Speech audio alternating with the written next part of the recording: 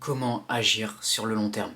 Quand on se lance dans un projet qui en vaut la peine, on se rend souvent compte que ça dure longtemps. C'est quelque chose qui va nous prendre un certain nombre de mois, voire d'années. Donc il faut avoir une certaine endurance. Et quand on a cette endurance, qualité qu'on peut développer avec le temps aussi, eh bien on a un avantage. C'est quelque chose qui peut vraiment nous aider à concrétiser nos projets. Donc dans cette vidéo, j'aimerais te partager quelques moyens de tenir plus longtemps sur le long terme, d'avoir cette capacité d'action durable. Si tu veux améliorer ton mental pour être plus performant, pense à t'abonner à la chaîne et activer la petite clochette pour ne rien louper. Donc le premier point que tu peux mettre en place, c'est de te diriger vers quelque chose qui te plaît, vers un centre d'intérêt.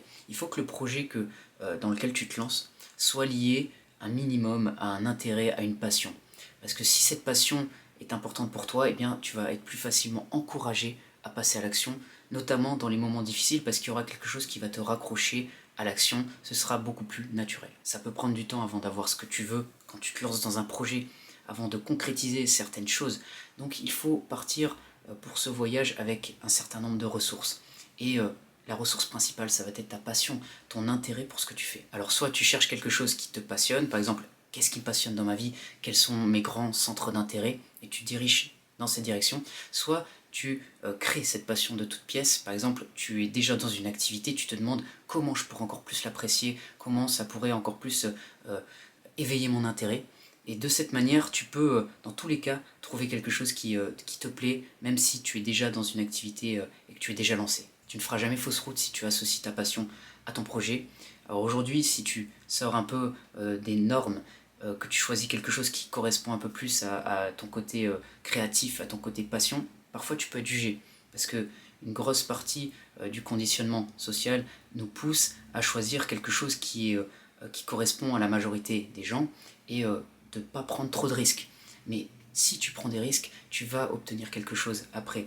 En général, quand tu sors de ta zone de confort, tu gagnes ensuite. Donc n'hésite pas à te lancer et à te diriger vers ta passion, vers un centre d'intérêt. Tu verras que ça va te permettre de tenir beaucoup plus longtemps sur le long terme. Ensuite, la deuxième chose que tu peux faire, c'est d'être optimiste. En tout cas, de cultiver cet optimisme. Et ça passe notamment par le fait de contrôler ses pensées, d'éviter ces pensées négatives qui nous découragent. On en a tous, mais si tu arrives à avoir un contrôle plus important, eh bien tu vas avoir une qualité de vie plus importante aussi. Tu vas être testé tout le long du voyage, tout le long du parcours, tu vas avoir des obstacles, des barrières, des choses qui vont t'empêcher d'avancer. Et en fait, ça va être des tests, des défis par rapport à ta volonté. C'est comme si l'univers testait ta volonté pour voir si tu vas continuer et si tu vas faire un pas en plus. Et ce que tu peux faire aussi, c'est de voir des preuves contraires de ces pensées négatives. Par exemple, je vais pas y arriver. Eh bien si, tu peux voir des preuves que quelqu'un l'a déjà fait ou que tu as déjà eu des succès par le passé, etc. etc. Il faut avoir une certaine mainmise sur nos pensées, sur notre dialogue interne. Alors je te dis pas d'être là en train de te dire « je suis heureux, tout va bien, tout est génial dans la vie ». Non, il faut être réaliste aussi, mais pense d'une manière qui t'aide pour être propulsé vers l'avant plutôt que d'être retenu. Cultive cette valeur et tu verras qu'avec le temps, ta capacité d'action va être beaucoup plus importante. Et troisième point que je voulais aborder, c'est le fait de trouver une raison. Une raison, en fait, c'est une motivation, c'est une raison profonde pour faire ce que tu fais. Et ce qu'il est important de comprendre, c'est que la raison va te permettre de tenir dans ces moments difficiles. C'est quelque chose sur lequel tu vas te raccrocher.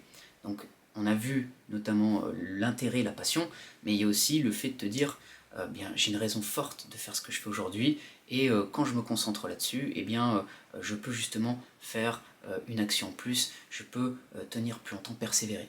Je te donne un exemple, admettons que tu sois chef d'entreprise, imaginons ça, si ta famille, ton foyer, tes proches dépendent de ton activité pour vivre, eh bien là tu as une raison forte de faire ce que tu fais.